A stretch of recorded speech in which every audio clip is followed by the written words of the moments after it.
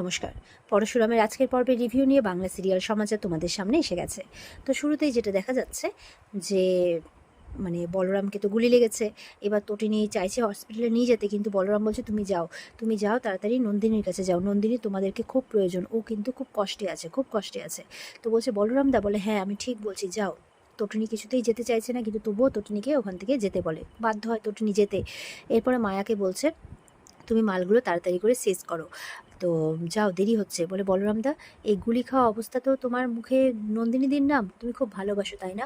বলছে সময় নষ্ট করো না, যাও তাড়াতাড়ি, যা বললাম তাই করো, আর আমাকে ধরে বাইরে নিয়ে চলো, হসপিটাল যেতে হবে।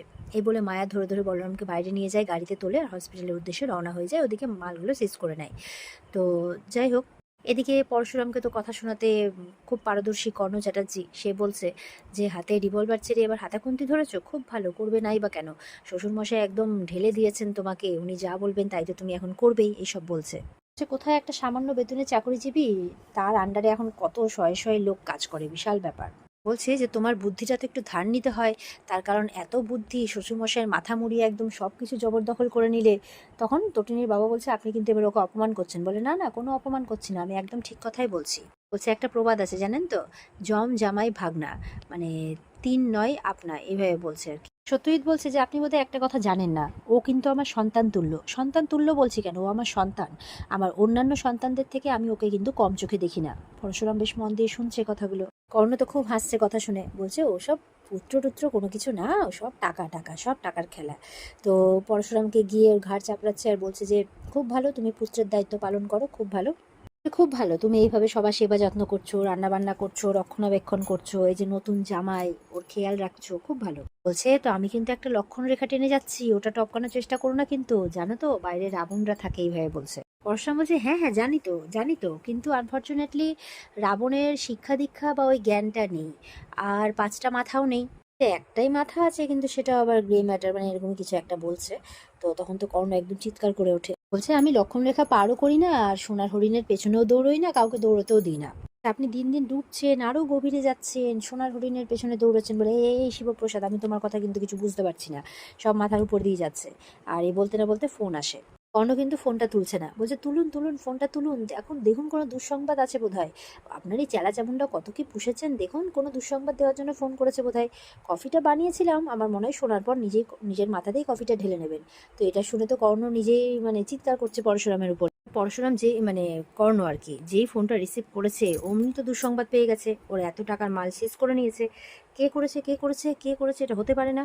তো বলছে জানি না, অপরপক্ষ বলছে। বলছে কর্ণ তখন পরশুরামের দিকে তাকাচ্ছে, আমি বুঝতে পারছি কে করেছে, এটা আমার সামনেই দাঁড়িয়ে আছে, তাই বলছে। এ বলে হ্যালো হ্যালো করছে, ফোনটা কেটে গেছে। পরশুরাম বলছে আরে কেটে গেছে, একটু ব্লাড প্রেশারের ওষুধ এনে দেবো, তাই বলছে। তো বলছে শাট আপ, এসব তোমার কাজ না। তখন পরশুরাম কিন্তু অ্যাড্রেসটা বলে দেয়, যে কোন অ্যাড্রেসে মালগুলো ছিল। বলে তুমি কি করে জানলে, তুমি কি করে জানলে? পরশুরাম বলছে চোরের উপরে বাটপাড়ি সাধারণত আমি করি না, কিন্তু বাটপারদের সাহায্য করতে খুব ভালোই জানি। এই মাল সিজ হয়ে গেছে এত টাকার, এটা শুনে তো কর্ণ আর ওদিকে গৌরব, এদের তো একদম মুখ চোখের ইয়েই পাল্টে গেছে। সত্যজিৎ বলছে কি হয়েছে? পরশুরাম বলছে যে কিছুই না, আসলে বা হাতের কাজ করছিল, যাকে বলে ক্রাইম। তো বলছে দাঁড়ান দাঁড়ান, কফি এনে দিচ্ছি, কফিটা এনে দেয়। বলে এটা খান খান, একটু গলাটা ভিজিয়ে নিন, আর নাহলে ঘোল এনে দেবো কি, ঘোল, এভাবে বলছে। তখন তো পরশুরামের উপরে চিৎকার করছে আর কি কর্ণ। পরশুরাম বলছে আরে পরশুরাম কোথায়, বিয়ারিস নিয়ে নিয়েছি তো, শিবপ্রসাদ গাঙ্গুলি। এখন আমি শান্তশিষ্ট পত্নীনিষ্ঠ ঘর জামাইয়ের মতোই আর কি বলতে পারেন এখানে থাকি। দেখুন না ফেসটা, দেখুন খুব ইনোসেন্ট না বলুন? তো আমি এসব ব্যাপারে কিছু জানি না, এভাবে বলছে আর কি ব্যঙ্গ করে। এতক্ষণ তো কর্ণ ব্যঙ্গ করলে, এবার পরশুরাম সেটা পাল্টা জবাব দিচ্ছে আর কি। এরপরে কথা বলতে বলতে পরশুরামের কাছে ফোন আসে, বলরামের গুলি লেগেছে। এটা শুনে তো পরশুরামের খুব দুশ্চিন্তা হয়ে যায়, খুব খারাপ লাগে। বলে কি বলরামের গুলি লেগেছে? বাড়িতে সবাই বলছে কি হয়েছে? বলে বলরামের গুলি লেগেছে, একটা অ্যাকশানে গেছিলো। তো তটিনীর মা বলছে তুমি যাও বাবা, আমরা রান্নাবান্না সেরে নেবো, এই বলে পরশুরাম বেরিয়ে পড়ে। আর কর্ণ কিন্তু খুব মন দিয়ে দেখছে ব্যাপারটা। আর নন্দিনী এই ব্যাপারটা শুনে নন্দিনীর চোখে জল এসে যায়, বলরামের কথাই ভাবছে। আর নন্দিনীর ফেসটাকে আবার খুব ভালো করে ফলো করছে গৌরব। এরপরে দেখা যাচ্ছে তটিনী পৌঁছে যায় পরশুরামের অফিসে, ও চেয়ারের ওখানে। তো পরশুরামের কলিগ বলছে ম্যাডাম ওটা স্যারের চেয়ার। বলে জানি, আমি এই চেয়ারটাকে রেসপেক্ট করতে জানি। তো এবার পরশুরামের ল্যাপটপ খুলেছে, বলে ম্যাম ওটা স্যারের ল্যাপটপ, আপনি কি করছেন? বলছে যে চিন্তা করো না, আমরা দুজন স্বামী স্ত্রী, আমরা প্রেমিক প্রেমিকাও, তুমি আমাকে ভরসা করতে পারো, আবার খুব ভালো কলিগও আমরা। এরপরে পাসওয়ার্ডটা ওপেন করে বলে ম্যাডাম আমি পাসওয়ার্ড জানেন? বলে বললাম যে আমরা স্বামী স্ত্রী, ভালোবাসার সম্পর্ক আমাদের, আমি সব জানি। এই বলে বলছে আপনি কি করছেন? বলে মেল করছি। তো ফার্স্টে মানে ওদের একটা ইয়ে ছিল, মানে অ্যাসাইনমেন্ট আসার কথা ছিল, কনসাইনমেন্ট, কিন্তু সেটা আসেনি। তাই জন্য সেটার ক্ষতিপূরণ ফার্স্টে দাবি করে, আর ক্ষতিপূরণ দাবি করে তটিনী হচ্ছে 19 কারোর। তো মেয়েটা কলিগ বলছে যে 19 কারোর, কিন্তু ম্যাডাম ওটার প্রাইস তো 15 কারোর। বলে হ্যাঁ, কিন্তু তার জন্য তো আমাদের কোম্পানিকে অনেক কিছু সাফার করতে হয়েছে, অনেক কথা শুনতে হয়েছে, তো তারও তো ক্ষতিপূরণ একটা আছে, আমি সেরকমভাবে মেলে লিখে দিয়েছি, তুমি চিন্তা করো না। এই মেলটা যাবে কর্ণ চ্যাটার্জির কাছে, বিজিত লাহিড়ির কাছে, গৌরবের কাছে, মানে সবার কাছে, কবিরের কাছে, সবার কাছে যাবে, আর একটা বোমা ব্লাস্ট হবে।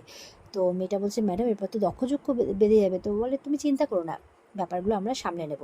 তো বলে ম্যাডাম স্যার কিছু বলবে না? বলেন না, বললাম যে তুমি আমাকে ভরসা করতে পারো, কোনো কিচ্ছু, কেউ কিচ্ছু বলবে না। যাই হোক, চলে যাওয়ার এবার বলছে তুমি জিনিসগুলো লক করে দিও, আর আমি যে এখানে এসেছি এটা যাতে কেউ জানতে না পারে, আর এই যে সিসিটিভি ফুটেজের এই পার্টগুলো তুমি ডিলিট করে দিও। তো এবার যাওয়ার সময় মানে মেয়েটা তো বলছে ঠিক আছে করে দেবো। দিয়ে যাওয়ার সময় বলছে তোমাকে ভরসা করতে পারি তো? তো বলছে হ্যাঁ ম্যাম করতে পারেন। এই বলে তটিনী কিন্তু বেরিয়ে পড়ে। এদিকে বলরাম হসপিটালে, তো ডাক্তার বলছে মায়াকে যে গুলিটা জাস্ট ছুঁয়ে বেরিয়ে গেছে, সামান্য ইনজুরি হয়েছে, কোনো অসুবিধে নেই, কালকে আমরা ডিসচার্জ করে দিতে পারবো। তো এবার মায়া বলছে বলরামকে একটু জীবনের মায়াটায়া করো। বলছে আর মায়া করে কি হবে, আমার কেই বা আছে, কেই বা আমার জন্য কাঁদবে, এইবার এইসব বলছে। তখন বলতে না বলতেই কিন্তু ফোন আসে। তো মায়া বলছে এই যে এক্ষুনি বলছিলে যে কেউ নেই জীবনে, এই তো ফোন আসছে।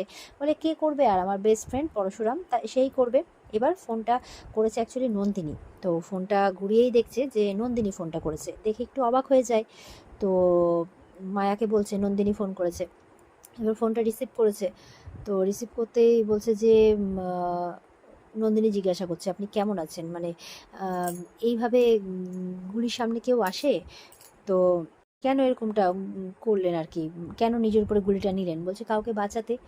তো বলছে যে নন্দিনীকে বলছে আপনি ফোনটা রেখে দিন, না হলে আপনার বর আপনাকে ভুল বুঝবে। বলে ভুল বোঝা? আমাকে নিয়ে ভাবারও অত সময়ই নেই, না হলে কেউ ফুলশয্যার রাতে পরপুরুষকে আসতে বলে? এইসব কথাবার্তা বলছে। এবার বলরামের জন্য কিন্তু খুব খারাপ লাগছে নন্দিনীর চোখে জল যথারীতি। তো এবার ওরা কথা বলতে বলতেই মানে বলরাম বলছে তো যে পরপুরুষ, এই পরপুরুষ কথাটা যেন কেমন যেন একটা দূরে করে দেয়, এরকম টাইপের কথা বলছে। তখনই কিন্তু এসে নন্দিনীর কাছ থেকে ফোনটা কাড়িয়ে নেয় গৌরব। আর গৌরব হ্যালো হ্যালো করে যাচ্ছে, বলরাম কিন্তু কথা বলে না। বলছে কি ব্যাপার, কথা বলুন, এতক্ষণ তো বলছিলেন। নন্দিনীর তো আবার খারাপ লাগে, এভাবে এসে ফোনটা কাড়িয়ে নিয়েছে, এই নিয়ে দ্বিতীয়বার হলো। বলছে কথা বলুন, ভয় পাচ্ছেন? বলে ভয় আমরা পাই না, এক্ষুনি একটা বুলেট হজম করেছি, এরকম বুলেট কিন্তু অনেক খেয়েছি এর আগে, আমরা ভয় পাই না, আমি এখন হসপিটালাইজড। বলে ও আচ্ছা আচ্ছা, এই জন্য আপনার উপরে নন্দিনীর প্রেম উতলে পড়ছে? তা যাও না, নন্দিনীকে বলছে যাও গিয়ে দেখা করে এসো। এবার বলছে বলেছিলাম তো ফুলশয্যার রাতে আসলেন না কেন, এই বলে চিৎকার করে উঠেছে গৌরবের উপর বলরামা। চিৎকার করতে গিয়ে ওরই ব্যথা লাগছে। বলছে একদম এই টাইপের কথাবার্তা বলবেন না, মেয়েদেরকে সম্মান করতে শিখুন।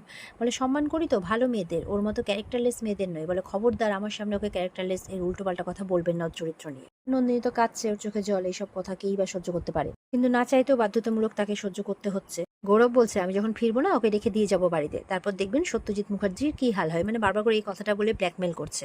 বলে পুরো বাড়িটাকে নাকি শ্মশান বানিয়ে দেবে। বলছে আপনি আমায় চেনেন না। আর এইসব কথা তো বলরামও সহ্য করতে পারছে না। আর এখানেই কিন্তু আজকের পর্ব শেষ হয়ে যায়। তো এই ছিল আজকের পর্বের রিভিউ। কেমন লাগলো কমেন্টে জানিও, আর আমাদের সাথে জুড়ে থাকতে চ্যানেলকে সাবস্ক্রাইব করো। দেখা হচ্ছে আগামীকালকে, সবাই খুব ভালো থাকবে, টাটা।